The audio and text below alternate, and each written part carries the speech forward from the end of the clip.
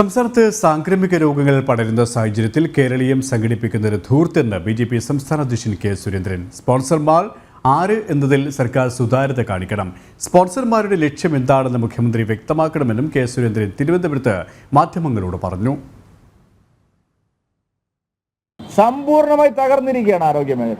പകർച്ചവ്യാധികൾ പടരുകയാണ്. ഇന്ത്യയിൽ ഒരു സ്ഥലത്തും ഇല്ലാത്ത പകർച്ചവ്യാധികളാണ്. നാം നിർമ്മാർജ്ജനം ചെയ്ത പല രോഗങ്ങൾ തിരിച്ചു വരുന്നു കേരളത്തിൽ. ഒരു നടപടിയുമില്ല. ആ മന്ത്രിക്കാണെങ്കിൽ ഒരു ABCD ഇല്ല ഈ കാര്യങ്ങളെ സംബന്ധിച്ച്. ഒരു കാര്യവും അറിയില്ല. സമ്പൂർണ്ണമായിട്ടുള്ള തകർച്ചയാണ് ആരോഗ്യമേഖല ഉണ്ടായിരിക്കുന്നത്. എല്ലാ രംഗത്തും ഇതാണ്.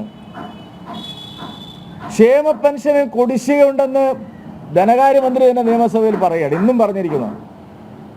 ക്ഷേമ പെൻഷനിൽ കുടിശ്ശിക തീർക്കാൻ കഴിയാത്തവരാണോ കേരളീയമായ 100 കോടി രൂപ ചെലവ്? എന്താണ് ഈ കേരളീയം കൊണ്ടുണ്ടാവുന്നത്?